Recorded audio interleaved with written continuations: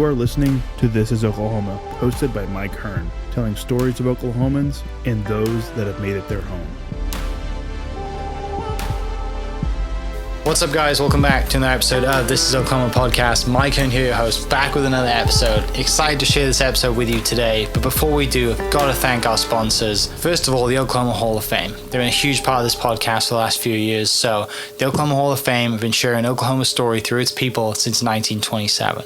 For more information on the Oklahoma Hall of Fame, go to www.oklahomahof.com. And for daily updates, go to oklahomahof on Instagram and give them a follow. Our other sponsor today is Chickasaw Nation. Now, the Chickasaw Nation have sponsored pretty much everything in Oklahoma. They're a huge supporter of Oklahoma, and it's an honor to have their name and their brand supporting this podcast. A huge shout out to Governor Anatobi for supporting this podcast. It really means a lot. Our third sponsor is Diffie Ford Lincoln down in El Reno. Now, this one makes me so happy because these guys are great friends of mine, play a lot of golf together. I've bought my cars from them, do most of my oil changes down there, have a cup of coffee, hang out down in El Reno. It's a good spot to go. And not only are they great friends, but they provide a great service. So for over 60 years, third generation family owned Oklahoma business down in El Reno. They're also in Bethany as well. So people in the Bethany area know the Diffies really well. But if you're looking for anything new, used, Ford, Lincoln, or whatever, I'm sure they could find anything you want. Check them out, diffieford.net, and then on Instagram at diffiefordlincoln. This episode is presented by Citizens Bank of Edmond. Citizens Bank of Edmond has been serving Edmond since 1901. They pride themselves on investing in the community and are here for all your personal and business banking needs. For more information, go to mycitizens.bank and follow them on Instagram at citizensedmond, as well as go bank there, because I bank there too. It's been a fantastic personal experience for me. I've had my podcast account there now, my podcast business account there now for 4 years now, I think, and it's been fantastic. So definitely worth your time. They're a great group of people, and they're always there to answer the phone when I forget my password, because I seem to forget it daily. So yeah, go to Citizens Edmond and check them out. It's been awesome. This episode is brought to you by the Dog House OKC. Recently, I have been in need of some doggy daycare for my 2 pups, and the Dog House have come in clutch. The team over there are incredible. They've taken care of my 2 golden doodles, and so it's been an honor to partner with them on the podcast and share the love. And the one thing that I do with the sponsors that I have is stuff that I use and recommend, like the Diffies with my car, Hall of Fame. They're awesome. Citizens Banks, where I bank. Chickasaw Nation, huge supporter of Oklahoma. And adding to that is the Dog House. And so if you're in need of doggy daycare in the day or boarding overnight, they do grooming and other cool things too. But I've had a fantastic experience, and it's an honor and a privilege to share this with you too. So go to thedogHouseOKC.com and follow them on Instagram at thedogHouseOKC. And hopefully our pups will run into each other.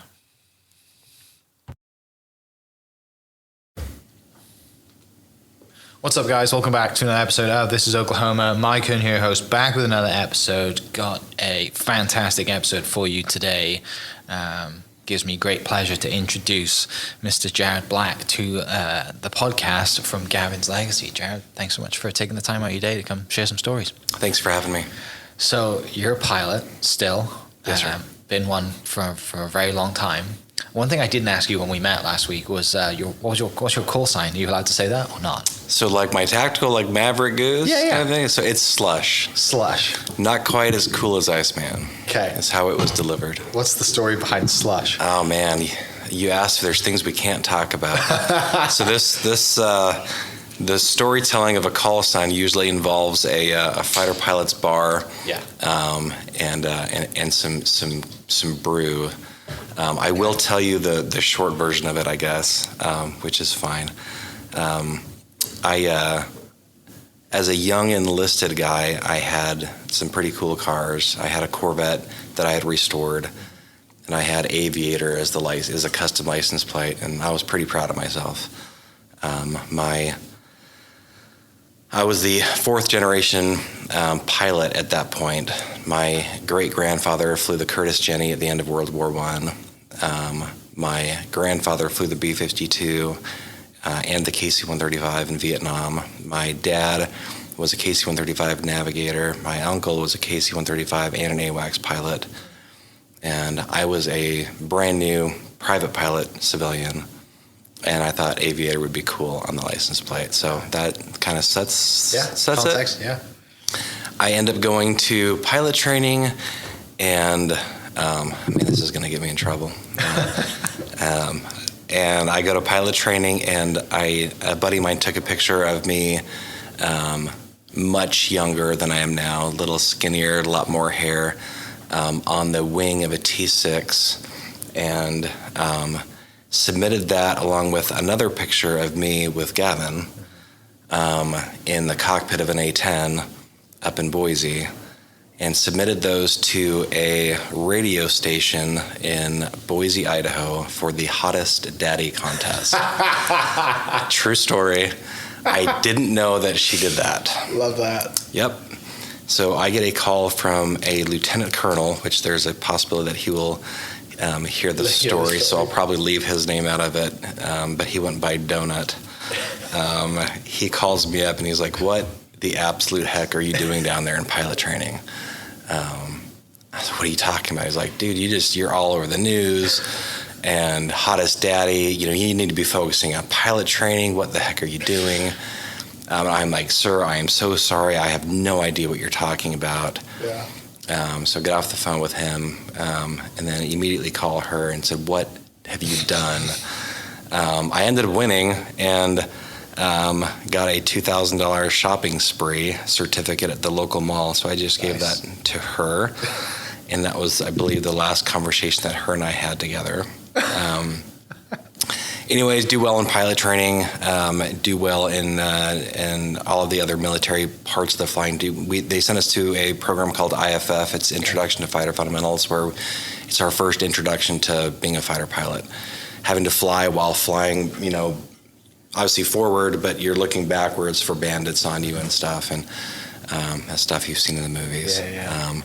And then from there on to ultimately to fly the A10 at Davis-Monthan for the school down there, and then do well, right? I get back to Boise, where I become an operational fighter pilot there, and during that training, I do fairly well in that. And one of the things that I'm able to do, for whatever reason, I can see the air-to-air picture pretty good. I remember going out with a guy named Kingman, a very famous fighter pilot back in the day. He actually has a couple of rides with Chuck Yeager in the F4. If you're familiar with Chuck Yeager or not, he's the most probably famous pilot of all time. But anyways, we went out 2v2, so 2 F-16s out of Montana against 2 A-10s, and long story short, we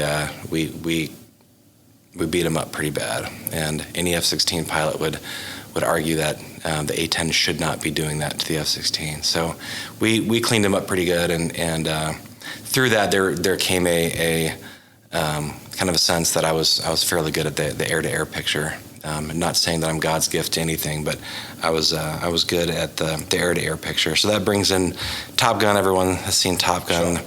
Iceman, right? He's ice cold, doesn't make mistakes. Well, I obviously made mistakes, so not quite Iceman. Therefore, Slush is the name they gave me. Nice. That's the short. That's the short version. That's the short of it. I'm sure there's a lot more context that you can talk about off the podcast. Yeah, it was fun. It was a great experience flying A-10s up there in Boise with those guys. Yeah. You bet. So obviously you kind of referenced it a little bit. Very decorated. Seems like family history in aviation. It seems like the decision was made up for you from a young age. But before we get into that, if it was there ever a doubt that you weren't going to become a pilot and fly? No. So you just knew straight away. That's what I want to do. You bet. I remember sticking my hand out of the window as a kid, and letting the wind manipulate my hand. I was like, "Oh man, this is it." And my dad would come home in his flight suit, and there's always talks about flying. It was it, and that's the way that it was with Gavin too. He knew from day one he wanted to be a pilot. Yeah. You also mentioned that your granddad, great granddad, and dad, like they flew kind of bigger planes. Sounds Well, except for the first one, the Curtiss Jenny is that's still the old. like a fighter That's still the old back in wood. the day? Well, that's Okay. World War One. Yeah. So this was 1919. So 1917 to 1919. So the airplane had really only been around for Okay. 10 years, 12 years, right? Yeah.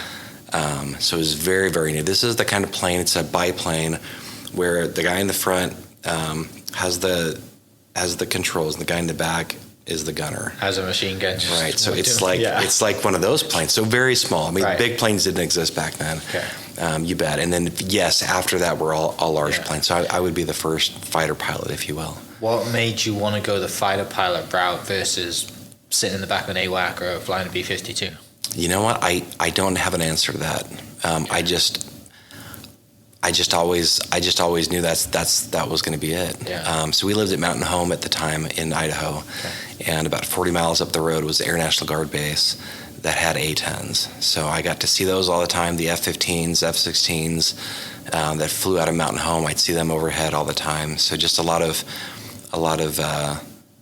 exposure, I guess, to the fighter side, and I just figured it'd be awesome. Yeah. So you go through school. When's your first lesson? When are you jumping in the plane, and when does Dad kind of say, "Okay, now's the time that we can. If you want to do this, let's do it." So my very first lesson, my grandfather bought cool. for me on my 16th birthday. Is 16 like the age you have to get to? No. Okay. You can, as a civilian, you can solo at 16. Okay. 17 is the earliest that you can get a license. Okay. But no, on my 16th birthday, I remember my grandpa handing me my first logbook, with a happy birthday on it, and inside was a certificate for my first flight. So he started that off for me. Of course, my parents supported it as well.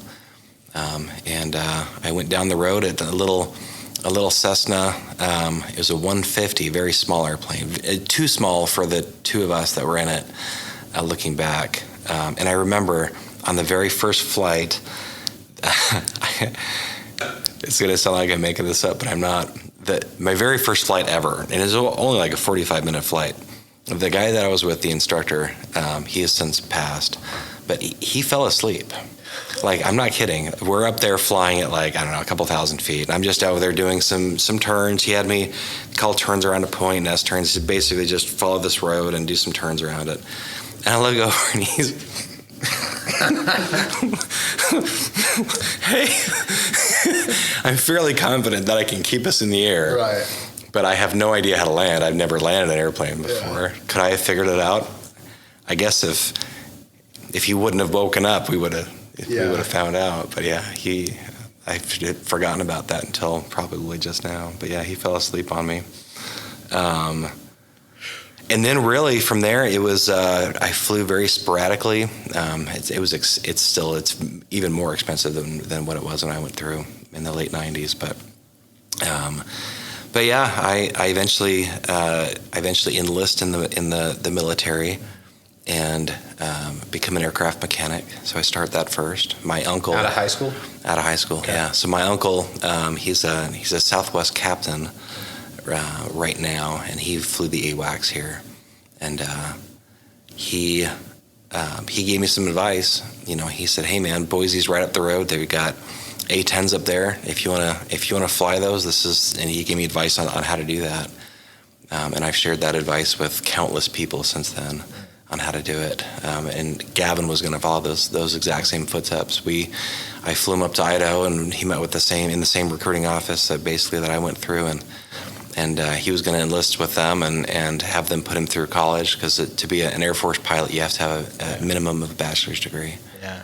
So that's what I did. I enlisted, and I worked on the A10 during the day and went to school at night. Finished my bachelor's degree. I really pushed hard. It's not going to sound real. It doesn't sound real to most people, but from start to finish, I did my bachelor's degree in 18 months. Wow.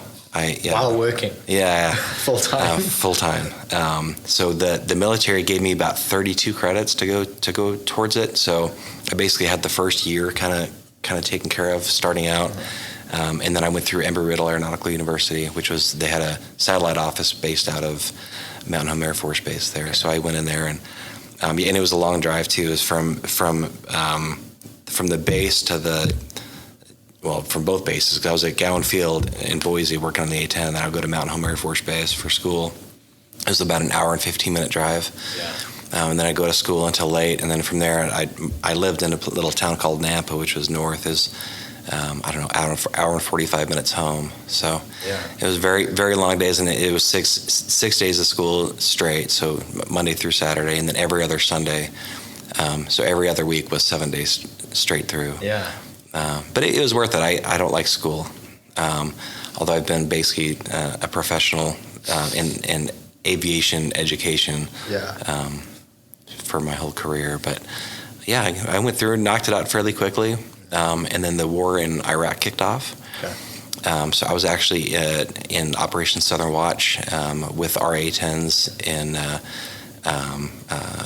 base called Al Jaber in Kuwait. Okay. In 2001. Actually late 2000.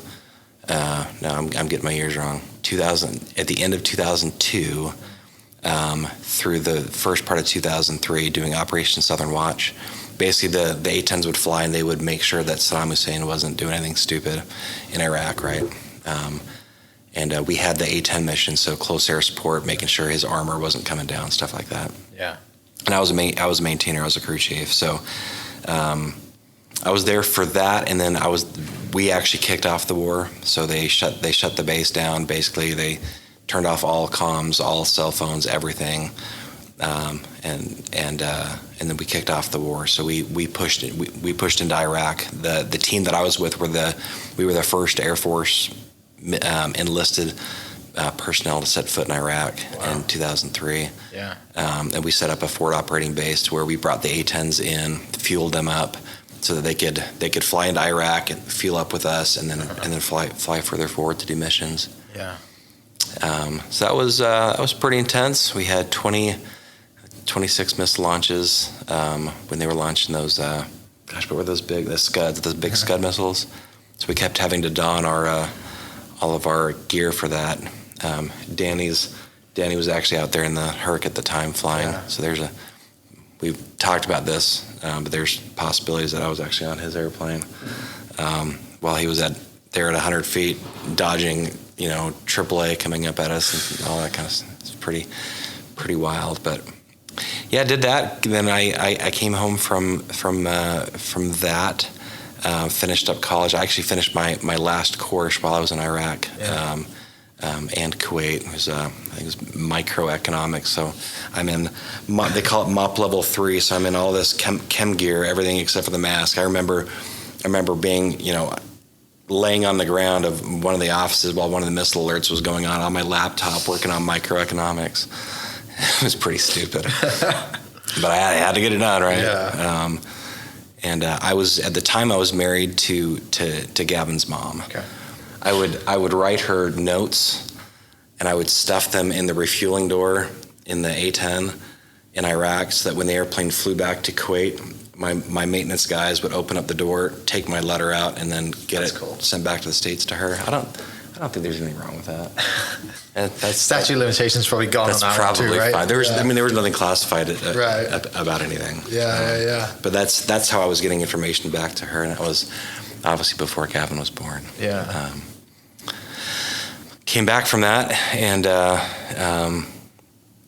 continued to work on the flying stuff, and then Gavin was born. Yeah.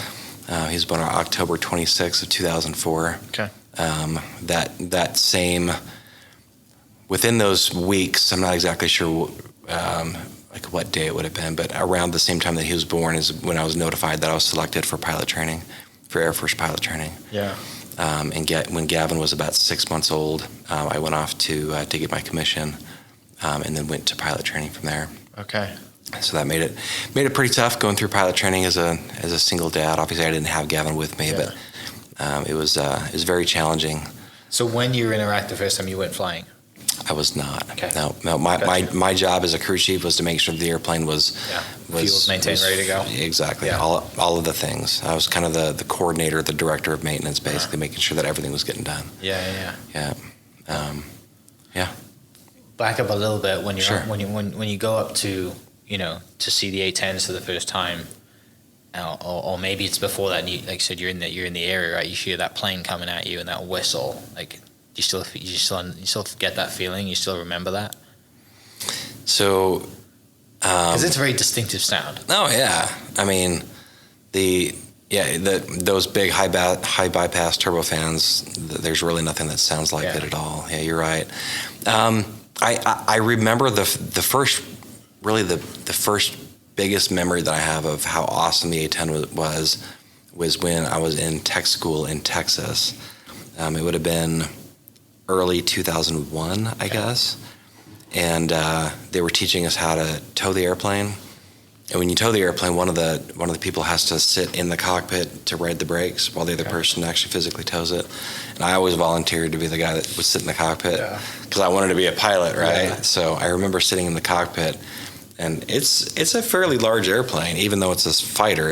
You're like 12 feet in the air, and you looking down at the back of those wings, and even though someone's towing you, and reach over and push the canopy button, especially if it was cold, and then the canopy would come down, and just sitting there, imagine being a pilot, and having all your buddies make fun of you, which happened a lot, because I had these big dreams of being a fighter pilot, and they're like, "Oh, knock it off, go change the oil. Hey, that one needs a tire." I'm like, "All right, fine, but I still want to fly." So yeah, doing that, and one of the inspirations was from the pilots when they would. The really good pilots would spend time with their maintainers. They take 2 minutes before they took out. They come out and you do the walk around the jet, and I'd always ask, so what are you going to do? And they'd bring out their map. And, hey, we're going to go here. We're going to take out some tanks here. We're going to go find a tanker over here. It's called a fight tank fight. So you fight, and then you go hit a tanker. You go back and fight again. And then when they come back, they obviously the bombs are missing off the bottom, or the bullets are gone or whatever, and those same pilots would then tell you what they just did, and the guys like me who wanted to be them, were all over it, and just superheroes to you, right? Oh yeah, just eat it up. And that's one thing I really made sure to do when I was now a pilot, and I was doing combat missions in Afghanistan, and leaving with all this ordnance hanging from the bottom and then coming back empty.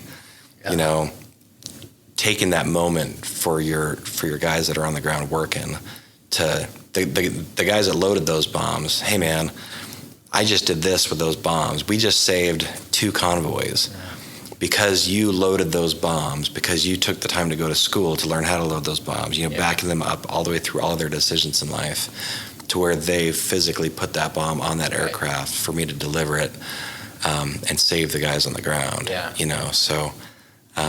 So really repaying those workers the way that I was repaid, has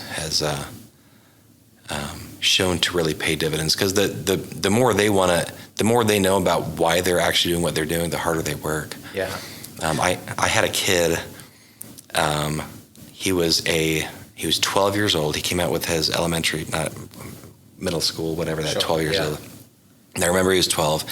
They came out, and I was a young captain flying the A10s out of Boise, and they brought this school out, and they're like, "Hey, Slush," I was the young guy. "Hey, Slush, go take these kids over and show them the airplane." So I did. I showed them the airplane, talked to them about how cool it was, and all that stuff. And this would have been in 2008 or 9, right? And then in 2015, one of those years, somewhere around in there, I'm in the dentist's office at Vance Air Force Base. I'm pretty sure I was a major at the time, so it would have been around 2015. And there's this young kid, brand new kid, with black leather name tag and butter bars, sitting there, and I leaned over and said, "Hey man, you new here?" And he said, "Yeah, I'm new." So we started talking, and I said, "So what do you want to fly?" He said, "Oh, I want to fly A10s." I'm like, really? That's cool, man. I flew A10s. He's like, yo, really, you did? And then he stopped for a second. He said, do you know a guy named Jared Black? I look at this kid, and I think he's screwing with me. Yeah. Because my name tag is right here. I look down. I look back at him. I pointed at my name tag, and he did like this double take. He's like, when I was 12 years old in Boise, Idaho, you told me how cool it was to do this, and I'm here because of you. Yeah. I mean, that just made my day, man. So how cool was that? So that's awesome. Yeah, those are the stories you want to hear, right? Yeah. The stories you're like, because I'm sure there was kids that come by here and there, and you're just like, yeah, this is never going to happen. But maybe that one day someone goes through everything and gets back. And Sure. You see them, and you're like, you're the reason, or one of the reasons. Sure. Like, I got a cool memory of that. It's crazy. Yeah, you bet. I try and tell my story to as many people as possible. Yeah. Do many people go the same route that you did then, or is it kind of unconventional? No, it is so unconventional. Is that why they gave you so much crap for it? No, I don't. I think they gave me. You talking about the your fellow mechanics at the time? No, they were just giving me crap for it because we were bros. Yeah, right. Yeah. I don't think there was anything personal or vindictive about it. I think that's just what guys do. Yeah, of course. But my peers, when I tell them how I got in the cockpit, it floors them. They're like, how? The traditional way is to go and either go through ROTC or just a standard college or through an academy and spend 4 to 5 years getting a degree and then applying, right? All of that stuff. And then once they go to pilot training, they have absolutely no idea what they're going to fly, right? They have to compete. Yeah. Well, I was coming from Boise, so Boise hired me to be one of their pilots. So when they sent me to Air Force pilot training, I was already going to fly the A10. Yeah. I had to meet certain benchmarks. Like I couldn't be in the bottom of the class. I had to be in the top half of T6s and the top 25% of T38s to be able to qualify for it, which of course I had to work very hard for. But yeah, the standard peer of mine on the active duty side, they all wish that they would have known that was a process that they could have done. So I take a lot of time to educate people on that. How many people have you convinced to move to Boise just to get close to the A10? Well, probably a few. Right? Like to do that same thing. Sure, but they're all over the country, right? I mean, Dallas Fort Worth has F-16s. Yeah. I mean A10 specifically. Oh, just A10 specifically. Yeah. Probably quite a few. And Boise is one of the harder squadrons to get into because it's such a nice location and the mission. So it was like when I applied and competed for my pilot board, there was 125 people that applied for one position. Yeah. And if I wouldn't have been the guy that just spent 6 months in the desert with them, putting them, because the same pilots that I launched and recovered and worked on their aircraft are the same ones that interviewed me. And that was why my uncle had told me to do this. He said, man, go and be a mechanic at the airplane that you want to fly, learn the airplane, work hard for the pilots. Those pilots are going to be on the pilot board that will ultimately hire you. And when it comes time for them to make the decision, they already know you. They trust you, and as long as you do a good job for them, they're going to want to keep working with you. Right. Yeah. So it worked out great. Yeah. So you said 04 is when you went to pilot training? Or early 05. Early 05. Yeah. And that's when you're like, I kind of put in all my work now. That's right. Lifting spanners, like this is my opportunity. That's right. Yeah. Tell me about that moment. It was surreal. My dad drove me down here to Vance Air Force Base, May of 2005, and we had that same Corvette on a trailer with the aviator and the license plate. It's a very pilot thing to do, to have a Corvette, right? I know. I have another friend of mine who was, he didn't fly, but he was in kind of big planes or whatever, I think a load master or whatever it was. His name's Dave Guy. He has 2 Corvettes now. It's just a pilot thing. Yeah. Oh man, if I would have known that the negative attention that I was going to get from it, I don't know. I'd probably still do the same thing because I wasn't doing it to be the cocky, whatever. I've always loved Corvettes. I'll own another one. I just think they're fun. Yeah. I wasn't the guy running around telling everybody that I'm a pilot. But it kind of looked that way because I put aviators on a red license plate, right? So I looking back in hindsight, I will own giant target in your back. I will own that. That I put that target there myself. Yeah. So Dad drives you down. Yeah, Show up in Enid, Oklahoma. Dad drove me down from Boise. So had the truck and the trailer. The Corvette was on the back of it. He drove me down. 2-day drive. This is where I'm going to try not to get emotional. My dad had the moment with me that I wanted to have with my son. Yeah. I remember we went to the Class 6 at the base, and we got a 6-pack of beer, and we sat at the lodging there on base that night, and we just drank a couple beers together.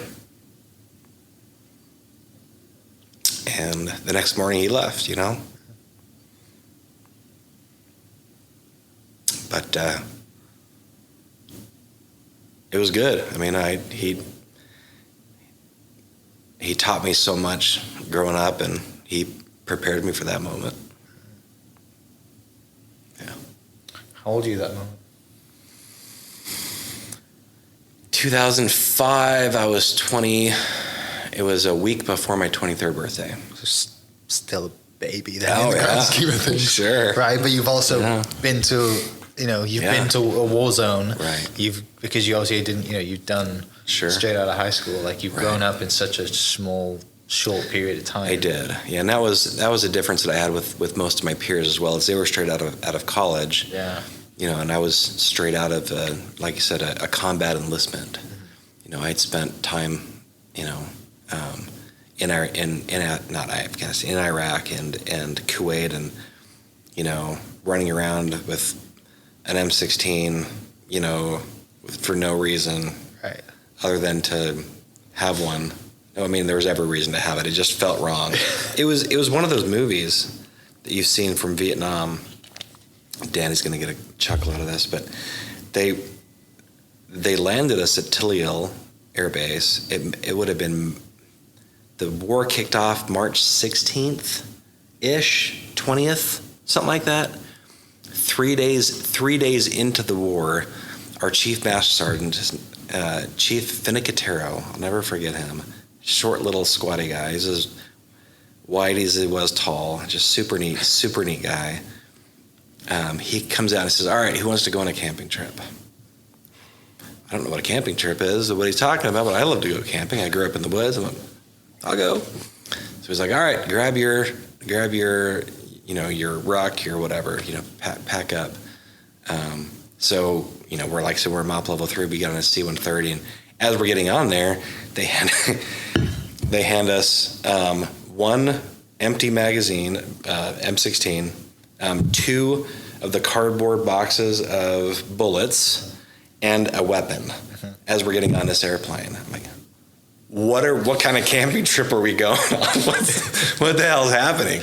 When we get on this airplane, and it takes off, and it's so violent. The flight is so violent because there's so much turbulence. Because we're right off the deck, because they're shooting at us, right? Yeah. Right off the deck. I remember everyone was so sick. People were taking off their boots, which were these real thick rubber chem-resistant boots. They couldn't find anywhere to puke. So they were taking off their boots to puke in their boots. Some guys were smarter than that, and they took their MRE bags, the plastic MRE bags, opened them up. They were dumping their MREs on the ground so they could puke in the bag or in the MRE bags. It was violent. It was terrible. It didn't bother me a bit. I remember I was standing at the little porthole on the side looking out the window while everybody else was vomiting around me. And looking out there, I remember seeing the oil fields were on fire. You could see the smoking tanks and stuff. Yeah. I remember the smell was from all the vomit and the heat. It was horrible. It was horrible. But I was like, oh, this is awesome. And then we land. They opened the door up. They didn't shut down the engines, and it was just straight out of a Vietnam movie. The guy in the back, go, go, go, go, and we're running off with our puke-filled whatever, trying to get off the airplane. And the airplane turns and then goes and leaves, and we're all just looking at each other like, what are we doing? These Army Rangers show up on their four-wheelers and kind of escort us over, and then now the chief can tell us what's going on. All right, hey, we're in Iraq. This is an exercise. What the hell? And there's like bombs going out, 2,000 pounders hitting a town called Nasiriyah, just a couple miles away. You start feeling that in your chest. Like, holy crap! Yeah. And there's all kinds of really fun, awesome stories that we had. The Marines broke a tank on their way to Baghdad. Okay. They left it there, and we're a bunch of guard guys. We're a bunch of maintainers. We fixed the tank. So it's one of the kind that was a bridge layer. So we actually deployed the bridge and disconnected it so the tank was lighter. Yeah. And here I am, this 20-year-old kid with a tank, and I have no idea what I'm doing. And me and another guy, and we're driving all over the place. There are these little like mud hut kind of things, and we're just plowing through. Just rip it around the tank. The same Army Rangers that greeted us that day greeted us he pulled out in front of us, he waved at us. We popped the lid and we're like, yeah, what's up? He's like, dude, there's mines everywhere. So we turned around, we followed our tracks back, and we were done with that. And then that same night, my buddy and I were watching Super Troopers. Yeah. We couldn't sleep because great movie to watch when you're in a war zone. There's gunfire and all the stuff, a couple hundred yards away. Yeah. You can't sleep. Right. We're not the ones engaging in gunfire. We're just the mechanics. Yeah. But so he had a laptop, and we had one set of earbuds, and we were right next to each other, and one was in his ear, one was in my ear, and we're watching Super Troopers. And this face comes out of nowhere, like right in between us, and he grabs the top of the laptop and he closes it really slowly, real dramatically. Same exact guy with the tank, and he's like, there's snipers everywhere. Your faces are glowing. I'm like, ah. So that Army Ranger was our angel, right? Yeah. So at that point, we had no idea we were being stupid, but in hindsight, we got away with quite a bit. That was quite the experience, though. Yes, when 20 years old. Yeah, that's right. You look at 20-year-olds now and you're like, oh, yeah, if only you knew. We had a blast. Right? Yeah. Fast forward then, talk to me about kind of dad leaves, you're in Enid, flight training. How long does that take before they put you in an A10? So pilot training is 13 months, okay. Half in the T6, half in the T38. And then you go to IFF, which is another 3 months-ish. And then you're in an A10. So all in all, probably 18 months before you get in an A10. But the training planes, they're pretty quick planes, right? So the T6 is a very high performance little airplane. It looks a lot like a P-51 if you're familiar with that. Yeah. It's got 1,100 shaft horsepower. It's tandem, so front seat, back seat. Okay. Student sits in the front, instructor sits in the back. And it'll do anything you want it to. All your upside downs, inside outs. That's when you learn all the base stuff, just how to fly, right? Then you learn navigation, and then you learn formation. So that's when you start doing the first bits of formation flying. And then you get into the T-38, which is a supersonic fighter trainer, basically built in the 60s. And it is like I said, it's supersonic little rocket ship, and it's fast. What's that feeling like for the first time? The best way to explain it, and I was a T-38 instructor pilot as well, and I would tell students that this is what it's going to feel like. It's going to feel like once you rotate and you get the gear and the flaps up, it's going to feel like there's a rope hooked onto the back of the airplane, and you are slowly sliding back that rope as the airplane's flying away from you because it's so fast and you're just so behind the airplane. That's what it's going to feel like, and you got to pull yourself back into the cockpit and really grab the reins. But yeah, like for example, when we're doing aerobatics, our entry parameters for a loop is 500 knots, so 600 and something miles an hour is when you would start the loop. Yeah. It takes 10,000 feet of vertical altitude, so almost 2 miles. Wow. To do the first half of a loop, and then another 2 miles to do the bottom half. So, it's an antique, and it's in the process of getting replaced. But I flew the same T-38s that my grandfather did. Wow, that's cool. how old they are. And he was the second class to fly T-38s. Yeah. After they got rid of the T-33s back in the day. Yeah. So 18 months later, you reach all the requirements. You study your ass off. And, That's right. And you get gifted an A10. That's that's one way of putting it. Sure. Gifted the opportunity to fly the A10. I do. So I show up to Davis-Monthan for the second time. Yeah. First Is that time where you wanted to go back to, or did you have a choice? You mean for location? Yeah. That's it. Okay. That's where they do the training. Okay. And it's Tucson. I love Tucson. So the first time I was there was when I was an enlisted guy learning how to be a crew chief. We spent a little bit of time in Texas learning on what they called a cold plane, a plane that was not operational. And then we did our hot training in Davis-Monthan, where we actually worked with actual aircraft, with actual pilots and all that stuff. And so going back there the second time, knowing that instead of strapping a pilot into the airplane, I'm going to be strapped into the airplane. It was, I remember the evening showing up, and there's that scene in Top Gun. It's going to sound so dumb. There's that scene in Top Gun where Maverick is he's on his Ducati or whatever. It was a whatever motorcycle it was, right? I think it was a Ninja.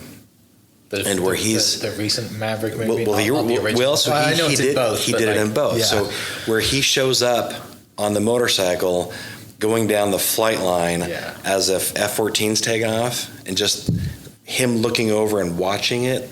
That's what I felt like showing up. I felt like as I show up, I seen A10 taking off, and I'm like, I am a month and a half away for doing that myself. You in the Corvette? You were on a motorcycle at the time. I would have been in the Corvette. Okay. Yeah. No, I didn't have a bike down there. No. But I do have bikes too. I did later on. Yeah. I actually bought a bike while I was there in Tucson. So you had the moment from the movie. Well, I never did that, but sure. Yeah. And I never owned that kind of motorcycle. I always had the cruiser styles. I wasn't cool enough to have that kind of a bike, I guess. But and then a month and a half later, so all the ground school and the simulators, and then your first flight flying an A10, as everything else that I'd ever flown was, I always had two people. Yeah. Now I'm crawling into an airplane to fly it for the first time completely by myself. Right? Of course, I've got a wingman, and they taxi behind you, and they take off right behind you, and they monitor everything that you do. But you're in there by yourself. And I remember getting strapped in and be like, oh my gosh, this is actually happening. The crew chief I'm talking to him. I'm like, I should be that guy in the ground. What am I doing in this cockpit? We do everything, and I start the first engine. I'm like, holy shit, it's working. Yeah. And I start the second engine, and then they pull a comm cord out, and then I start taxiing. And then the next thing I know, I'm on the runway requesting takeoff, and they give it to me, and I throw the throttles up, and I watch the engine stabilize at 100%, and then I let off the brakes. I'm like, here we go. And then I pull back on the stick, and I get airborne, and gear flaps up, and I'm officially now an A10 pilot. And that was pretty rad.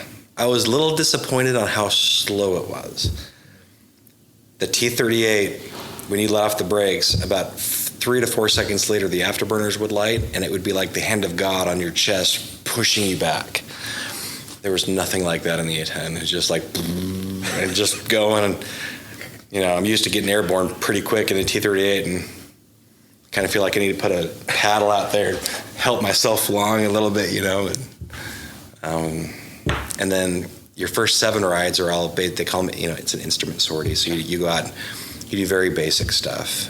You shoot approaches, you go and do different maneuvers while the other guy's watching you. So you learn the airplane. And then the next 4 rides after that are all air to air. So now you only had 7 rides in the airplane, and now you're flying offensive and defensive. They call it BFM, basic fighter maneuvers. throwing the speed brake out and doing all this stuff from Top Gun, you know, and simulated AIM-9 missile launches and guns attacks and stuff. And it's like, wow, on your 8th ride, you're doing air-to-air. It's crazy. And then that's 8 through 12. And then on your 13th ride, you fire the gun for the first time.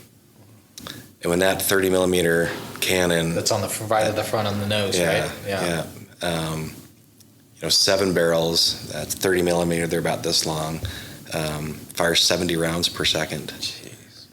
Which is scared of your plane. It's hard to fathom 70 of those bullets coming out in a second, right?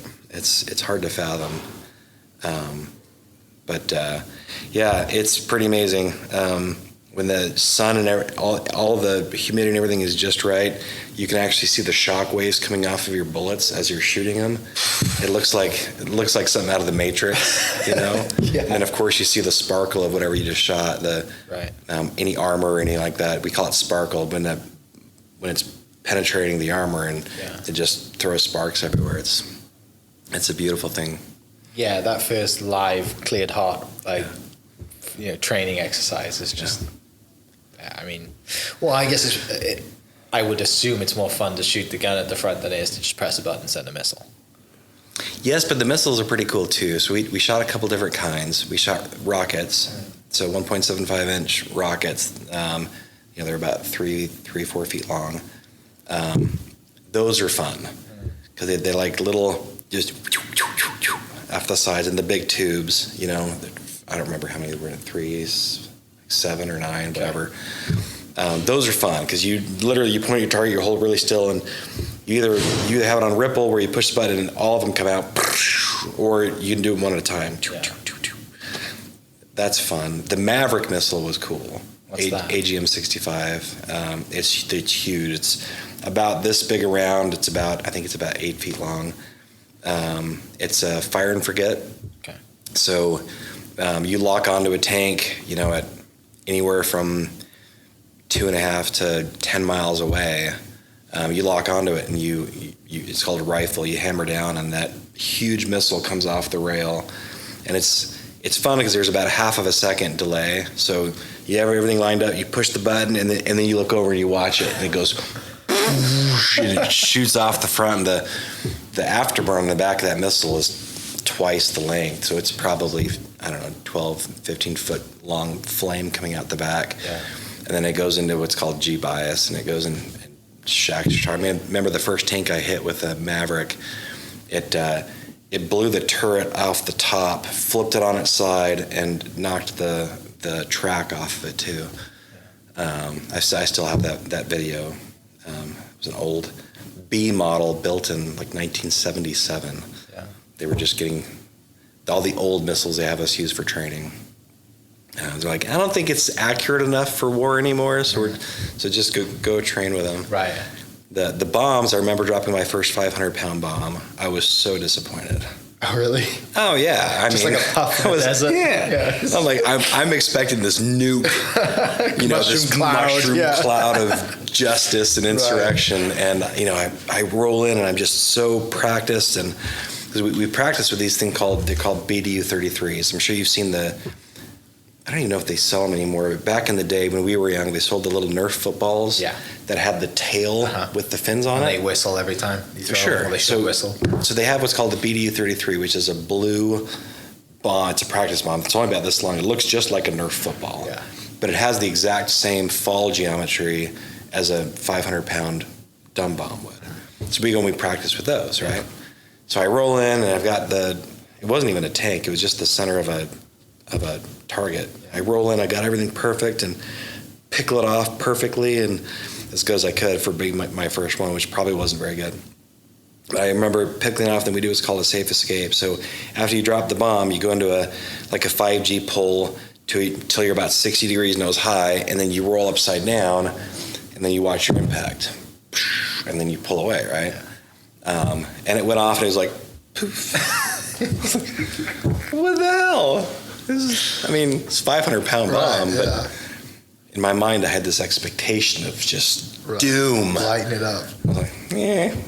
It was cool. And I had 3 more, so then I went, Just in training, yeah. popped him off. But And during this time, Gavin's obviously super young at this time, right? So you don't have any. yeah, so I dropped my first bomb in 2006. Yeah. And the fall of 2000, it would have been the fall of 2006. And 2 at this time. yeah, he was 2. So so every break that I had, I would go visit him. Yeah. Spend as much time as I could with him in between the breaks. There's some of the pictures that we use that I went back and in my flight suit with my A10 patches, and Gavin has his own little flight suit with his A10 patches on it. We did a professional little photo shoot with the two of us, but that was from that same time. Yeah. Around this time, then, when do you go back? Obviously, you go back overseas, but you're in a different position now. You're flying instead of So I don't go back overseas again until 2009. Okay, so for those few years, you've just kind of been training, Just waiting. back home doing training missions. Yeah. Yeah. So I went to Afghanistan in 2009. Okay. And I did 2 back-to-back tours. Our Boise went for it was a 3-month deployment. Okay. But I think they cut it in half. I don't remember exactly what the dates were now. And then the guard unit that was supposed to take over for us, they were out of Willow Grove, Pennsylvania. They had just been bracked, so that's base realignment and closure. Okay. So they only had about half the pilots required to fulfill the mission. So they asked for other pilots to help. So what I did is when Willow Grove showed up to Bagram, to Afghanistan, I just stayed behind. So the 190th Fighter Squadron that I was with in Boise, they went home, and then I stayed with two other Boise guys stayed with me, and we stayed and they call it rainbows. We rainbowed with the Willow Grove guys, and we did another full-blown deployment. Yeah. You bet. I know you can't share a lot of details, but what is it like being back in a war zone where you aren't just maintaining a plane, like you are flying, you are, doing the work that you've been trained to do, like, because a lot of pilots don't get that chance, right? We don't have wars all the time, thankfully, but you're there and you've been trained to do this, and you are on call, right, for close air support or whatever it is. Like, well, I'll tell you. I guess how does that make you feel in a general sense of like an American to be trained, and does that make sense? I'll tell you a quick war story which will answer your question. Me and so I'm a lieutenant still, and I'm with a senior captain. Stroke was his call sign, Falsani, and we were out doing about the most complex mission that one could ever imagine. It was wild. We showed up on station to Blackhawks that were trying to get in there to medevac. Everyone was under fire. Everyone was taking fire. Kind of a tall mountain range, and it was at the base of the mountain, if you will. As forward air controllers, which is one of the A10's missions, so Stroke was FAC qualified. He was a forward air controller. So we roll in. Stroke immediately takes the role of FAC. So he holds high. We had F-15s. We had F-18s. So F-15Es, F-18s off of the carrier that had come up from the carrier group. We had Apaches and we had Blackhawks, and then us all in the air at the same time. Yeah. So Stroke is coordinating everything. He's giving me targets. I would roll in. I'd take out targets. I'd come off. He'd roll in. He'd mark a couple targets with some Willie Pete rockets, some white phosphorus rockets for marking. Then he'd tell the F-15 guys, as we held off to the side watching, providing support, those guys would roll in and drop their bombs, and they would come off target. And so he would have them hold west. Yeah. F-18s would roll in, drop, and then they'd go back off to the north. And then the Apaches, and we'd have the Apaches roll in from the south. Yeah. So, and then we would roll back in. So everybody had their quadrant. It was just constant hammering on the ground. Giant orchestra of huge orchestration of firepower trying to get our friendlies out of there. Yeah. It was super intense. And then the F-15s and the F-18s bingoed out of gas, so they went back, and then things started to calm down. And then we got a call on one of our emergency frequencies, if you will, that a convoy was about to get attacked. So we calmed everything down with the situation on the ground. We made sure the Blackhawks were safe to medevac the people out. We picked up this new frequency, and they were just on the other side of the mountain. So we made sure everything was good to go there. We popped up and over the other side of the mountain, and then there's this convoy that is receiving word that they're about to get hit with the ways that they do that we can't talk about. So sure enough, we see on this hillside, we see a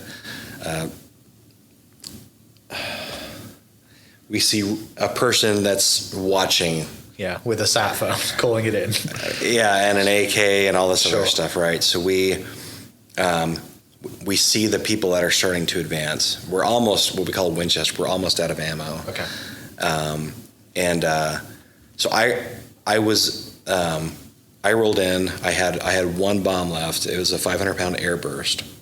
The convoy was in. They were all up armored, but it was a big deal to drop an air burst. That means the bomb at about 20 feet above the ground or so, it has a little radar. It senses the ground and it says, "Hey, I'm going to go off right now."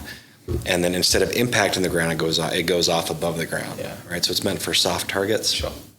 And that convoy, they called us in, and we told them on the radio that if we drop this bomb, it could kill them too. And the guy said, "If you don't drop it, we're all dead." Jeez.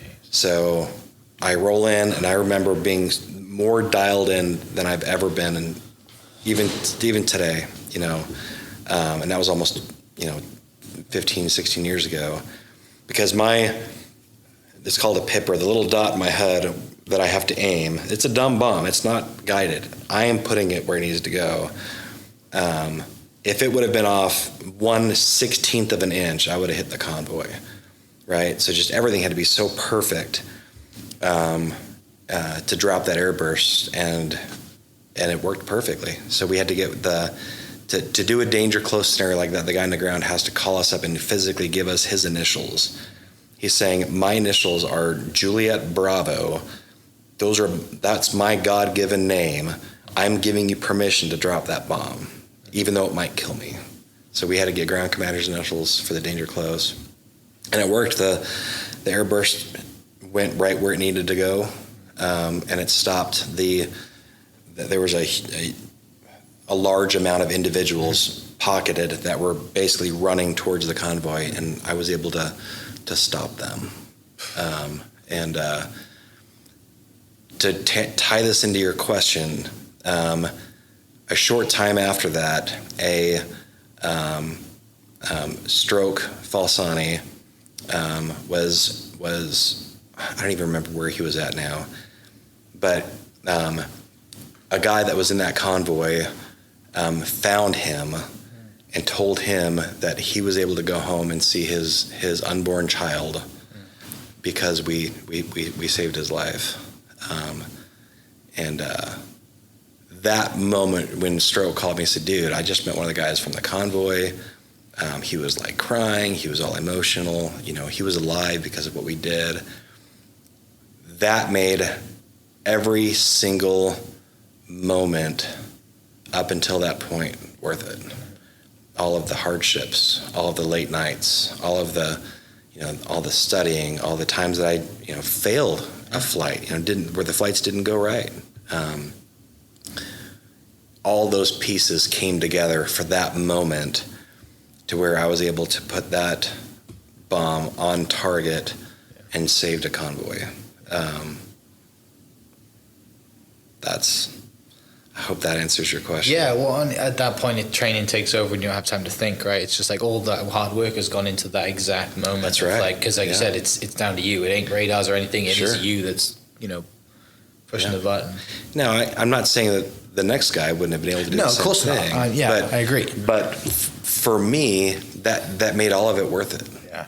Yeah. For me to go through all of that, to be able to put that, to be able to take that scenario to the completion that we did, it made everything worthwhile. It made it,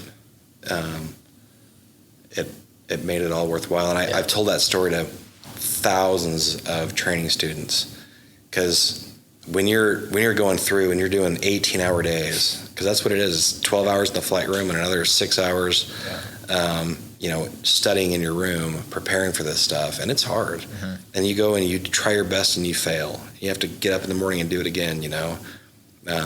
Telling them a story like that really gives motivation. Like, all right, got it. This is going to suck, but I'm here for a reason. I'm doing this for a reason. It's real world context. Yeah. Right? For sure. So you do 6 months over there then and come back? Yeah. Where do you go back to? So still Boise. Okay. Yeah. Came back, and that was in that weird part of the years where the recession was happening and there wasn't a whole lot of money, and the guard base didn't really have money to keep me on orders. So I found a job in Louisiana at Barksdale Air Force Base, where they hired me to bring me on as a assistant director of operations for a green flag exercise. It's a pre-combat spin-up exercise. So basically, the unit, the squadron, the Army, everybody that's about to deploy goes to a green flag, either east or west, and they practice war. Okay. And it's full-blown. The Army is integrated with the Marines, with the Air Force, all of the pieces and parts that you're going to do overseas, we practice here. So being that I have just freshly come back from combat, it was an easy choice for them to pick me up for that. And then I helped coordinate battle exercises, if you will, war exercises for the next 4 years. 2 years there and then 2 years out of Las Vegas. Yeah. Is that what kind of moved you into just like the instructor side of things and slowly transition into that because you've had the real world experience and ways it wasn't to teach intentional. People? No, just natural. It wasn't intentional. It just kind of happened, I guess. Getting at here as the instructor is a whole nother story that we probably don't need to get into, but I was working, I built an operation in Las Vegas at the North Las Vegas airport. I put together a civilian group of 112 individuals, and we built the first, it's called a surrogate predator. Okay. So we took the Civil Air Patrol and we mounted basically a predator drone ball sensor on the left wing, and I trained them how to be drone pilots, if you will, and I stood up an entire squadron there to do that. And one of my sensor operators, her friend was a rich billionaire guy, oil guy out in Tulsa, and he flew down to meet me, and I showed him my operation. It was really quite remarkable. I was the only military person, and I was on a civilian airfield. I had my own hangar. I had a huge budget. There's your Top Gun moment. Right. Except I'm working with civilians that I can't pay. It's all volunteer. Yeah. So that brought in its own challenges. But it was, to be entrusted with that was pretty awesome. We had a full bird Colonel Cherry down in Louisiana that sent me out to do that. But through that, I met this oil guy that wanted me to build him a flight operation in Tulsa. Okay. So he flew me out to Tulsa and he showed me his empire. Is he still alive? He is. Okay. I have no idea what he's doing. You don't see him regularly now? No. Sounds like we need story went bad pretty quick. So I show up. I leave the A10 out of Boise. I get up to Vance as a reservist, as a part-time instructor, so that I could be full-time for him because I didn't want to quit the military. Yeah, sure. And he, the short of it, he basically lost his company. Okay. What year is this? This would have been 2012. Okay. Yeah, he lost his company, and the aviation department obviously went away as well. And now here I am in Oklahoma. Enid, Oklahoma with a part-time T6 job. Like what have I done? So you're in Enid. You're with a part-time job in Enid. You don't have this oil gig anymore because this guy's lost his company, and you stay in Oklahoma for a while doing the trainer thing, probably trying to figure out what's going on and where life's going at that point. Fast forward, Gavin arrives. Gavin comes to see you and stays with you, and Yeah. now you're a dad, right? Full time. And now I'm a full-time dad, and I've got a daughter as well. Yeah, it was a struggle. It was always, part-time dad was always fun. We had 2 major vacations a year every year. We always went out and did all the big stuff,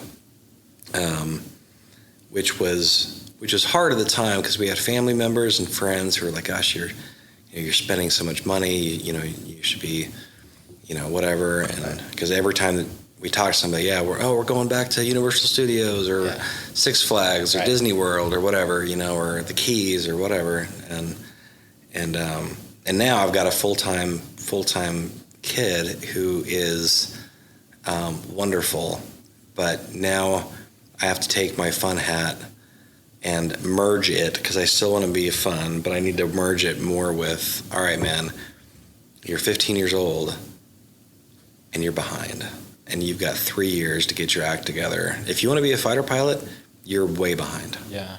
And so the first 2 school years were very, very challenging. Just getting him to do his work right. It was hard. The end of his junior year, we felt like he was really starting to get on track. He was with the junior ROTC detachment out of Edmond North, and the chief master sergeant there, Chief Bowen, was so wonderful with Gavin, and he spent a lot of time with Gavin, a lot of really good mentoring, because Dad can only say so much, but Dad's stupid. Dad doesn't know anything. Well, it didn't matter how smart Dad is, we just don't want to listen to Dad. Well, sure. Right? And which is funny, because I literally did exactly what he wants to do. Yeah.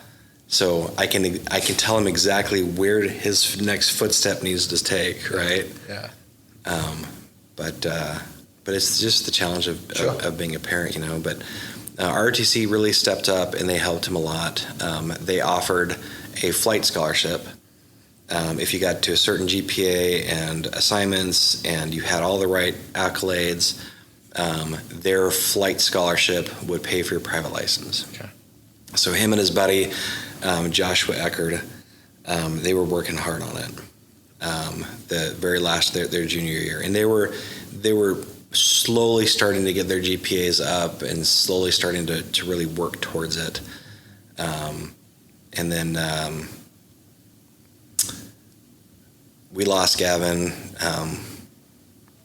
2 weeks into his senior year. So his senior year, I told him before his first day of school, I sat him down. I said, "All right, Gavin, here's the deal, man. I have been on you for all of your assignments the last 2 years. I have babysat every single assignment, every grade. I've made sure you were doing your work. I've sat you down and I helped you with your schoolwork. No more. It stops here. Your senior year," I said, "you want to be a fighter pilot, your senior year, you need to pick it up and run with it. And I've given you all of the tools. I've given you know what you need to do. You have the path. I will answer all the questions. I will still be there for you.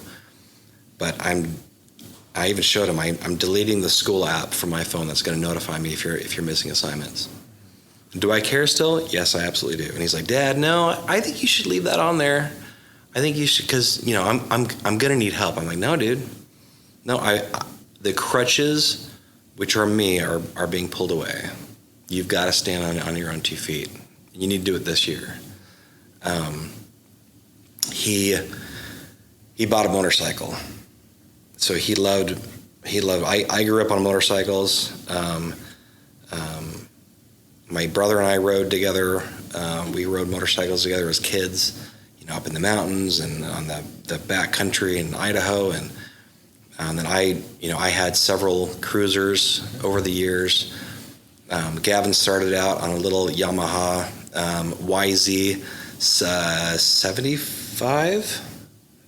I don't remember, 85. It's YZ 85. That we bought from our neighbor that had been sitting it had been sitting for like 10 years. It was full of rats' nests and it hadn't run. And so we took the time on one of his summer breaks before he moved back with me. He bought the bike for like $500 from he had a little lawn mowing business. It's called Gavins Mow, I'll Keep It Low. Had his own business cards and everything. Yeah. It was awesome. But he bought the motorcycle and we restored it together. So I showed him how to take it all apart. We cleaned it, cleaned the engine, put all new filters in it, showed him how to clean all the, the clutches and all that, put it all back together, put new plastic on it, and then fired it up and it ran, right? So he had his first motorcycle, and he would have been 13. I think he was 13. He'd already been he had his own dune buggy, he had his own four-wheeler. We had all the fun stuff, and everything was souped up. Everything that he had ever had, we souped up. So it had the best ignition, the best whatever, right? It was, when you pushed on the throttle, it was gonna haul ass. Yeah. And he was good at it. He was remarkable with his hands. I was told that I was the same way.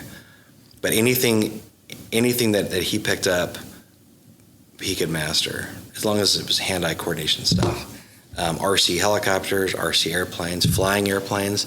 I had my own airplane, a Blanca Super Viking, and I would take him flying in it, and he would fly. I've got wonderful videos of him flying. We just had a really good time together with all of that stuff. So that motorcycle then gets turned into upgraded from there to a bigger bike. Now we're into a WR250F. So now it's a much bigger bike, electric start. We spend the money on getting it street legal, and he pays for his own endorsement, so he gets his motorcycle endorsement. I'll get all the gear, and now I start riding with him on the roads. I teach him how to ride, right? We do all the back roads and all that stuff. And then the first time we rode into town, we rode into Eddie's in Edmond and had chicken wings. It was our thing, was chicken wings. And then from there, he found a crotch rocket that he wanted, an R6, Yamaha R6. He's like, Dad, I can sell the WR. I've got enough money saved up for this Yamaha. I was like, man, I don't think it's a good idea. I think you need to wait. And he's like, oh, Dad, I promise you everything will be fine. I'll do all the things. I'll practice. I'll go do the defensive driving course, basically for motorcycles. I'll do all that stuff. So he talks me into it. I let him get the bike, and he has it for a year and a half before he's killed on it.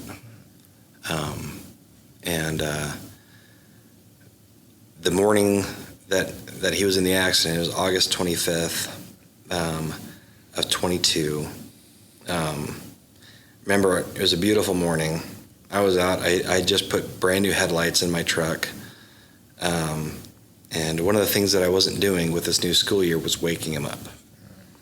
He had to get himself up out of bed and get himself to school. So I remember I'm out there replacing the headlights, and I'm really excited to show him because he'd love mine. I've got this big, huge Dodge Ram, 4-wheel drive pickup, and he loves it.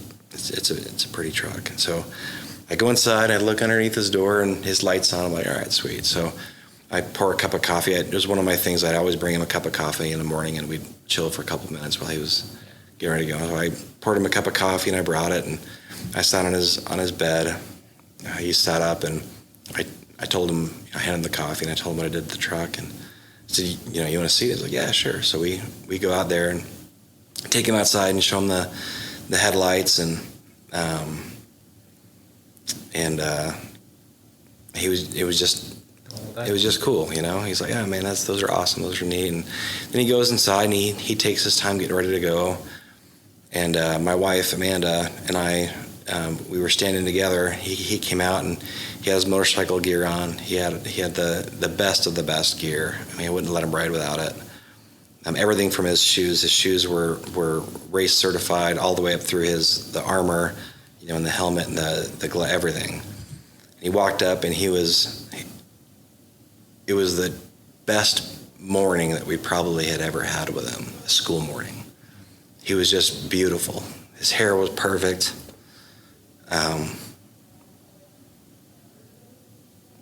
We just loved him. Yeah. And everything inside of me was like, leave. You're going to be late. Go to school. But he took an extra minute for us. And he hugged us and he told us he loved us. That was it. It's one of those things that literally all of the pieces have to come together perfectly, because the lady that pulled out in front of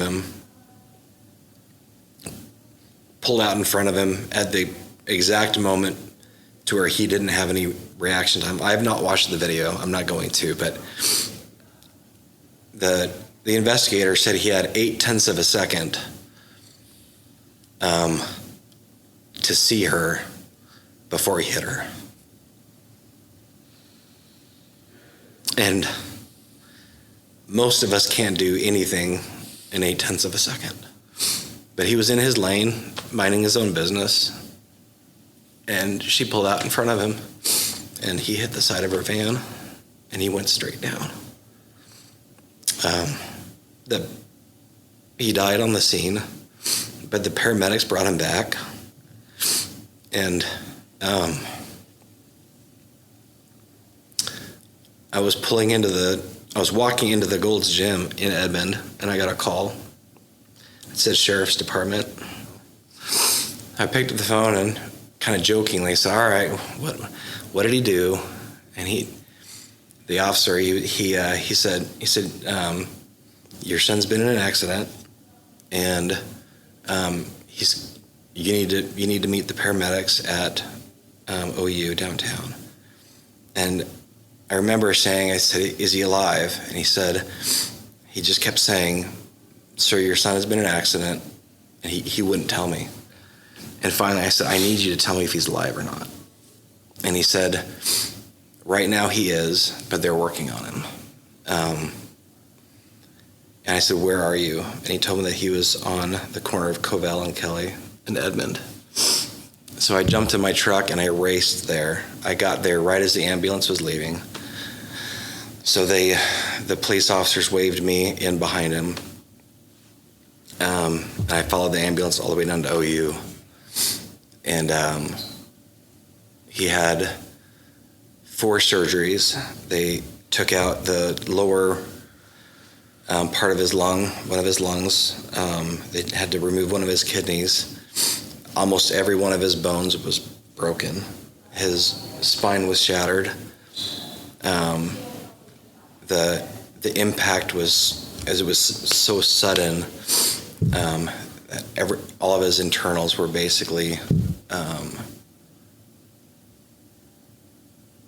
they were all damaged. And they did multiple surgeries to try and get the bleeding to stop. It took about 32 hours. And at a little after 5 o'clock on the 26th, they hooked him up to a machine because his oxygen level was so low that they were afraid if he wasn't already brain dead that he was going to become brain dead.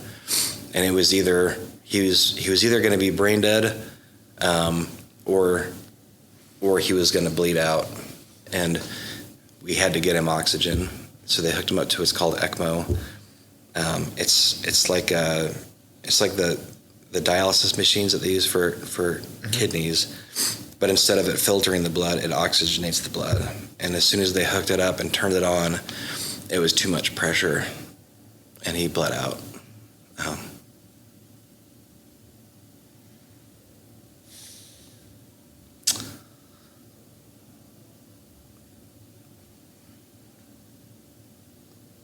we were pretty sure what was happening because everyone all of a sudden was frantic. We're in the waiting room and nurses are running back and forth hauling huge crates of blood. And we were fairly certain it was for him. Gavin's mom and stepdad flew down.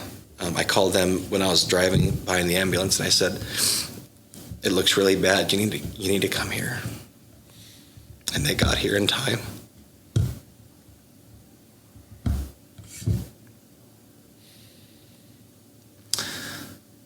But he was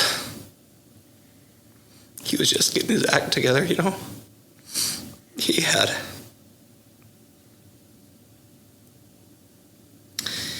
his whole life ahead of him.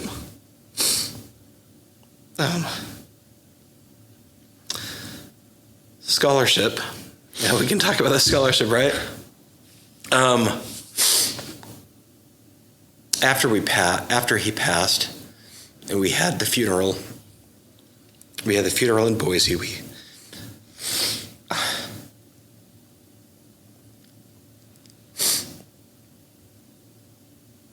His ROTC detachment met us at the airport here in Oklahoma City, and they put the American flag over his casket, and they put him on the airplane. And then he's buried at the Veterans Cemetery in Boise because I'm active duty military, and he was under the age of 18. He was able to be buried at the Veterans Cemetery. So there's a plot overlooking the Boise Valley up on the top of the hill. And his headstone has my name on it too, because I'll be buried with him.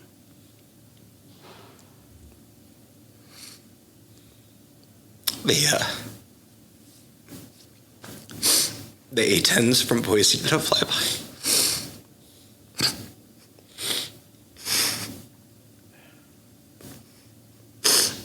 As they were folding the flags, they timed it perfectly. The two shithogs flew over. So after we buried Gavin in Idaho, we came back and had a celebration of life for him here, so his friends could say goodbye at the Big Life Church campus in Edmond, off of I-35 there. And I got a call. I was in Boise still. We had just buried Gavin, and I got a call from this kid, and it was a text message and a call. This kid kept texting me from North Carolina, and he said, "Hey, I was a friend of Gavin's. I'm so sorry." And he said, I really want to come out to Oklahoma for the celebration of life. And I was so preoccupied, I didn't really think. So I was sure, yeah, of course. I sent him the address. I don't know you. I don't remember you. I've never met you. But I gave him the basic information, and then we moved on. And then this kid walks up to me, big, tall, Viking-looking kid, and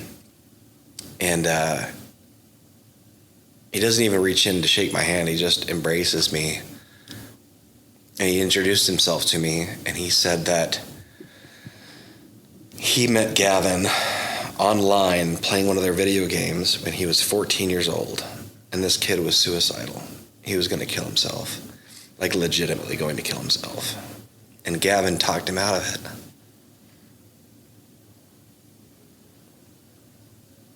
And this kid maintained friends with Gavin, and he flew out to Oklahoma to thank me for Gavin's life, because it saved his. I had so many of his friends tell me these stories. Tell me these stories about this stranger, this kid that would, walk the girl to the car from after work because it was late at night, and to keep her safe, to taking care of bullies for the kids that were being picked on.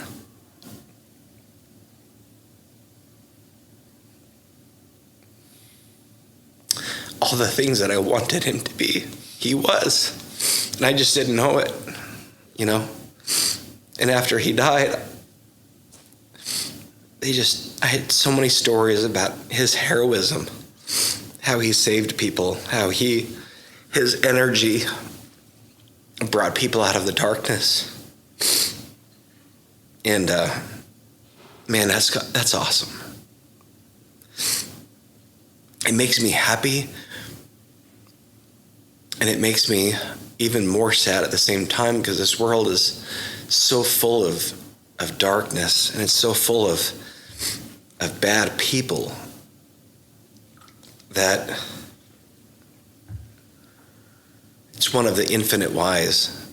You know, after he died, why him? Why now? Why?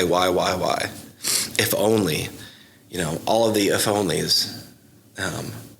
Why did I let him get that bike? If only I would have just that one morning, even though I told him I wasn't going to, said, no, man, you're late. Get in your car. You're not driving your bike. You know, all of the if onlys, all the whys. But why would such a beautiful flame be extinguished when the dirt bags are living, right? I'm a Christian. I believe in God. I believe that I'll see Gavin again. I believe all those things. The whys, the whole God's plan part, all of those things, I don't understand. I won't, and I've come to peace with that. But after all of that, Gavin's, one of the things that he left here was his passion for cars and bikes and airplanes. He loved going to a place called Coffee and Car. Well, that's where you and I met. Yeah. Coffee and Cars. Uh-huh. That was the only thing that would get him up in the morning. That early, yeah. Once a month, him and his girlfriend would get in his Mustang, and they drive down to Coffee and Cars at 6:30 in the morning, 6 o'clock in the morning, and get there right when everybody else was. And he loved it. He loved it. And his neighbor, our neighbor, David, he wanted to put on a car show to raise money as a benefit to give us. So we had our first car show out at Pops on Route 66.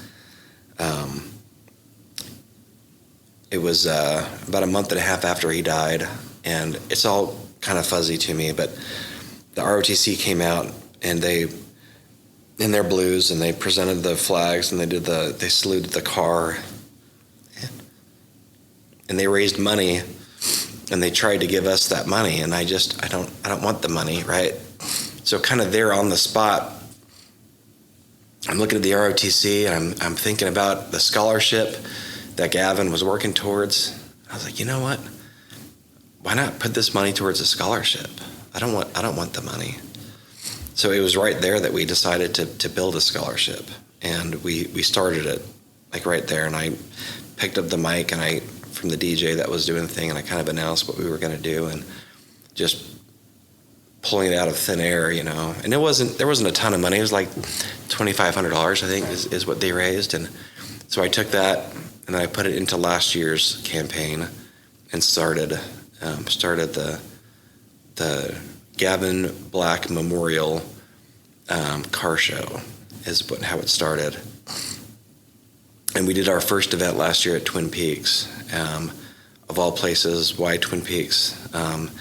Gavin rented me a brand new Corvette for Father's Day. He had me rent it because he obviously wasn't old enough. Yeah.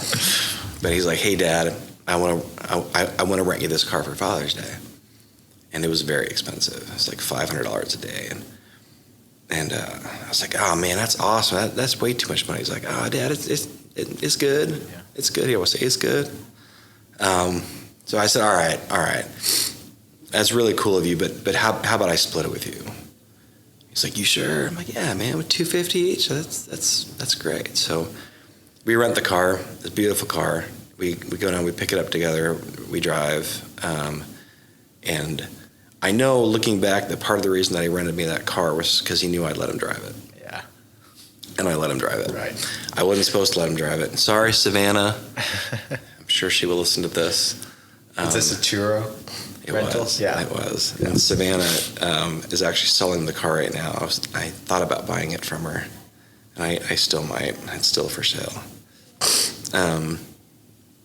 But on our way back to drop the car off, we stopped at Twin Peaks. One of the things the way that Gavin and I always said goodbye to each other after every one of our visits, I'm talking 95% of the visits, was chicken wings. Yeah. It was our tradition. Yeah. It was always Hooters until Hooters became inappropriate. I didn't think that much about it, but I was told it was inappropriate. So we end up at Twin Peaks, and it was so funny. He's like, "Hey, Dad, you mind if I drop you off, on the corner and I go pull the car up front?" I'm like, "Yeah, man, that's cool." So he drops me off, and he goes up solo in the convertible Corvette and backs into the spot, looking all rad. And we go in there, we sit down, we have our wings, we talk about everything. And I'm like, "All right, man, hey, I'm going to leave here a few minutes early so you can pick me up on the corner again." And he's like, "All right, cool. So he gets in the car and he starts it up, revs the boom, boom, boom, and he pushes a button, and the top comes back, and he rolls out slow, and he comes over and makes sure I'm out of the way, and everybody, and I jump in and we blast off, and that was our last meal together. So my other neighbor, his wife happens to give jiu-jitsu lessons to Sam Barnett, which is the owner of Twin Peaks, which is also a owner of Coffee and Cars. So she gets me in touch with Sam. I talk to Sam. I tell him my story. At the time, he was a board director for Warriors for Freedom, which is a veteran organization, right? So he, through all of this, Sam picks us up. I join Warriors for Freedom. Warriors for Freedom gets me into scuba diving as that's one of their things that they do for PTSD people and everything. So, and that scuba diving ends up, doing stuff with my friends out in we went down to Destin and did some stuff there, some diving with Warriors, and then some stuff in the Florida Keys as well. And back to the scholarship though, with Sam, he had us host our first car show with him at Twin Peaks, which was awesome. We had an amazing show, and it was on the anniversary of his death, August 26th of last year. We advertised like crazy and didn't get hardly any traction, but all of a sudden people started bringing their cars in. We didn't have anywhere near the turnout we were hoping for. We had 52 cars show up. We were hoping for 150. But we had an auction where we were selling stuff off, and the auction was going really well. People were coming out of the woodworks offering us things to auction. We had a lady, her name's Joni Moore. I will give her a shout out. She comes up to me, and she says, "This is amazing what you're doing."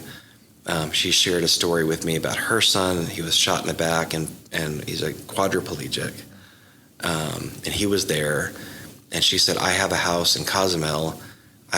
She said, "Right now, tell your auction guy 7 days for free, or 7 days to auction in my house in Cozumel." What? Okay. Yeah.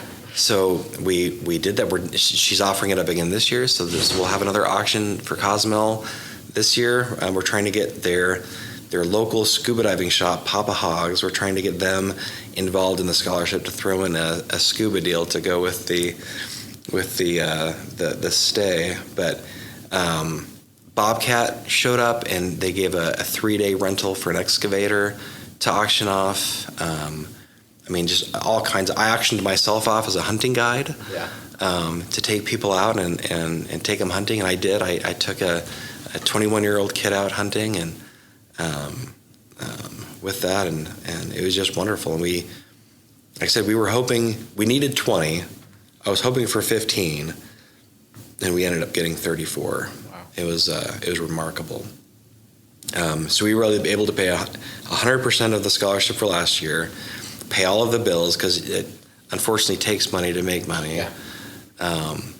And pay all of the bills for last year, pay the budget for this year completely, and start out with like $3,000 in the kitty to go towards this year's scholarship. So right now for this year, all of our bills are already paid. That's right. And now we're just fundraising scholarship money. So my vision for this scholarship is not your 4.0 student.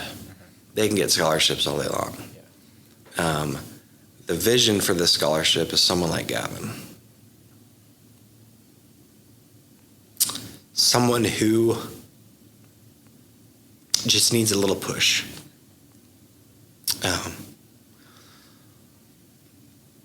So last year we gave our first scholarship to the kid that was working with Gavin towards a scholarship. He wasn't able to win the scholarship for Josh Eckerd. Yeah, he wasn't able to win the scholarship for the ROTC, but he won my scholarship. And he's now flying with Oklahoma Aviation, and he's about halfway through his private pilot's license. He's just doing great. So the vision for this scholarship is like-minded people to Gavin, people that specifically want to be Air Force fighter pilots, Marine, Navy, I don't care, fighter pilot, right? That maybe had a hard time in the beginning with life, and they're not the 4.0 student. I wasn't a 4.0 student. I was a 3.0 student.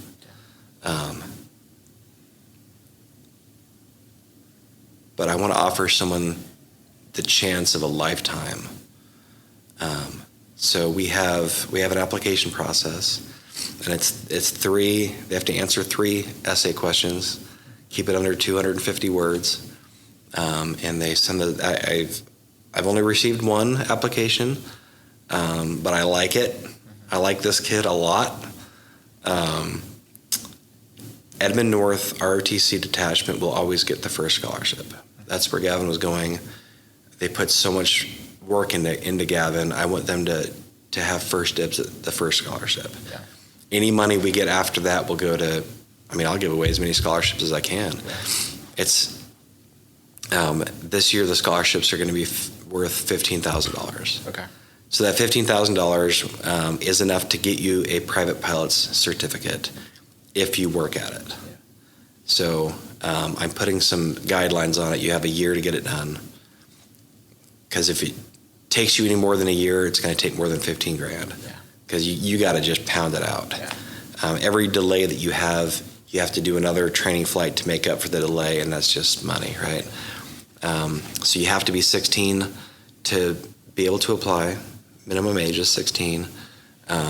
You have to be able to pass an FAA flight physical, because that's a requirement. And then you have to fill out this essay and send it in. And then my board of my charity board, there's 7 of us, we'll look through all of them and choose who we're going to go with. Yeah. We have our first event at the end of this month. I hope you guys will be out there for that. So March 30th at Classic Chevrolet on Northwest Expressway. We're having a little show and shine. They don't have a whole lot of room, so we got 50 spots that we're going to have pre-registered, hopefully. Hopefully we can fill it up. No auction or anything on this one. This is just going to be kind of a gathering. We'll have this merchandise, some different stuff out there for sale. Of course, 100% of everything goes into the scholarship. And then June 15th is our big event. So June 15th will be at Edmond North High School. The ROTC will be at this event at the end of the month in their blues, doing the national anthem and everything. It'll be, if you've never seen that, it's quite remarkable. They will also be at the Edmond North on June 15th. That's their high school. And on June 15th, we will present, hopefully, plural the scholarships. Yeah. Like I said, I'll pay out of pocket the difference for the first one, and hopefully we can bless it 3 is my goal. So 45,000 is what I'm shooting for this year. Yeah. How you mentioned kind of the Josh is at Oklahoma Aviation. I assume there's a lot of other schools as well, but like, how's that been received from the school side of things too? It's been, And to build that relationship. it's hard Yeah. because when I go to a flight school and I talk to them, they instantly think that I'm trying to get something for free. Sure. Which is not. I mean, in a perfect world, gosh. Yeah. If we have a flight school that wants to sponsor a single scholarship, man, reach out. awesome. Yeah. You know, we're a 501c3, so everything it's a tax write-off. They could write off an entire private pilot certificate, and that would be awesome. I don't see it happening, at least not yet, not with any of these smaller schools. But I do need support from other flight schools. Oklahoma Aviation will only take 1 student. They don't have the ability to take more than that. I've talked to Sundance Flight Academy. I believe that they're going to help me out with student capacity. I'm meeting with Buck's Flight School hopefully tomorrow, depending on the weather. I'm actually going to jump in his airplane with him at a Guthrie and fly with him tomorrow, as long as the weather's good. Yeah. And hopefully pick him up as a flight school. But we haven't really decided anything there. But I do need support from flight schools, and if I could find a flight school that would be willing to, even have a cheaper block rate, since I'll be paying, up front, that would be amazing. And worst case scenario, at the end of the day, if they can't give anything, then obviously just the ability to send them a student. Right. What Oklahoma Aviation did is they gifted about $2,000 worth of gear for the scholarship. So show at OA, they gifted a very expensive, like $1,200 headset, and then a flight bag, which consisted of all the ground school, and he paid for all of the online ground school training for the student. So if I could get that kind of support from other flight schools too, that would be amazing. You bet. Yeah. So March 30th, June 16th? June 15th. June 15th, the date? Yeah, March 30th, June 15th. Yeah. And then for people listening, do you have a website I can send them to? So I have a link tree. Okay, I'll put the link to that in the description so people can go straight to that and you bet. See what you guys have going on and awesome. Buy merch or whatever it is that they however they can support. No, you bet. Our link tree, if you just type in Linktree, it's you can do that, but it's just Gavin's Legacy. So if you were to go to the Linktree website and just type in Gavin's Legacy, it'll take you to it. Yeah. Otherwise, it's linktr.ee and then / Gavin's Legacy, and it'll take you to our Linktree, which has our professional deck on the top for our sponsors that might want to get on board. We've got a sponsorship donation letter, which kind of explains our mission statement. We got our flyers on there for the 15th and the 30th, so you can see what our flyers look like. Our application. So if anybody listening, if you got kids or you are the kid that wants to apply for the scholarship, we can get all the money in the world, but if we don't have kids applying for the scholarship, it kind of defeats the purpose, right? Yeah.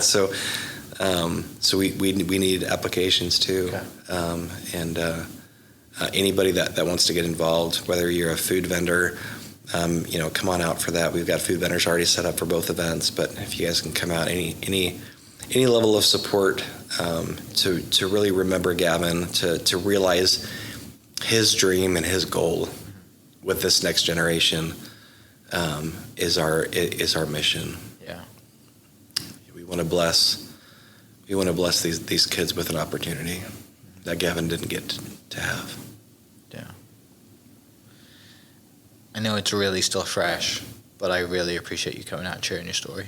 And that's not easy at all. But thank you, because I'm excited and I'm glad and thankful and grateful and fortunate to have this hour and 30 minutes, however long it's been with you, to talk about it, because I know a lot of people don't get that other than your close friends. So I know Danny's heard this story a lot, and but I really appreciate that. That means a lot, and I'm excited to see it from the ground up.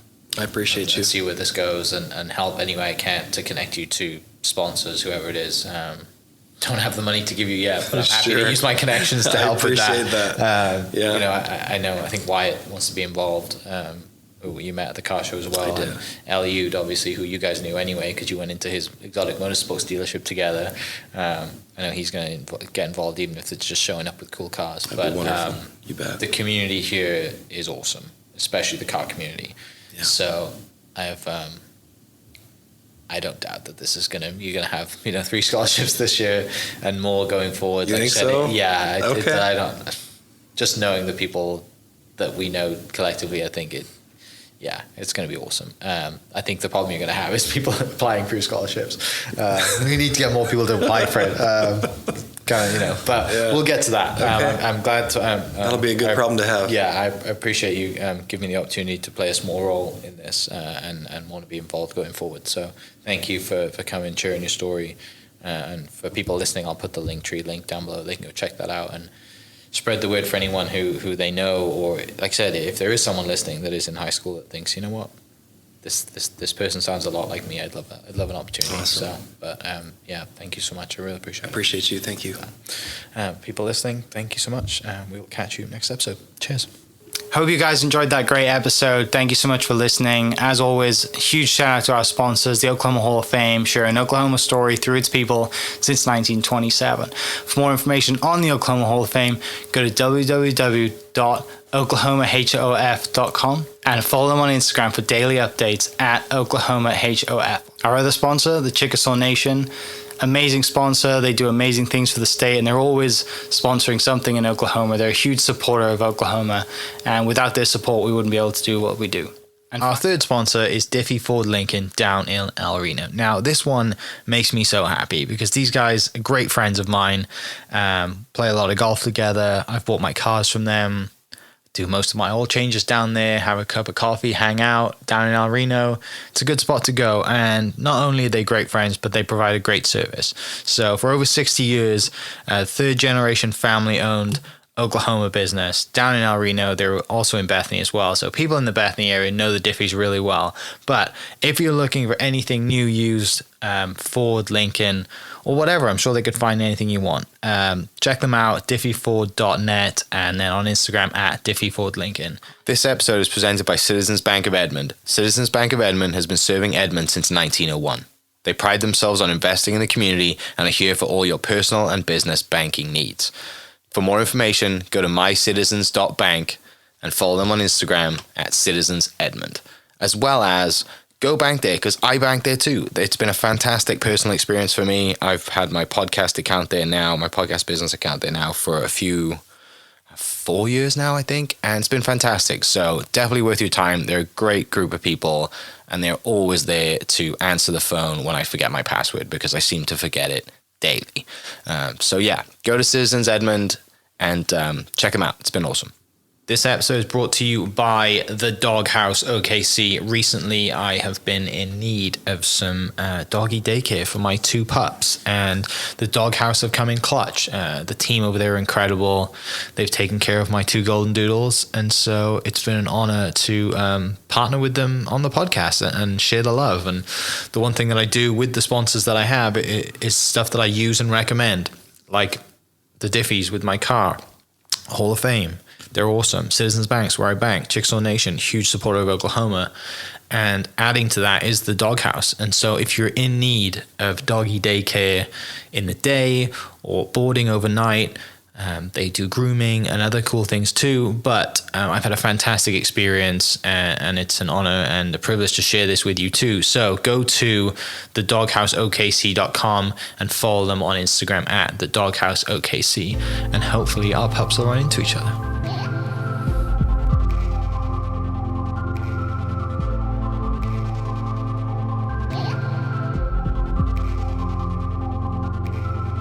Thank you for listening. We are inspired by those around us and hope that you are too. Make sure you subscribe to this podcast on your favorite podcast platform and leave us a review so we can keep telling your stories. For more great Oklahoma content, follow This Is Oklahoma on Facebook and Instagram.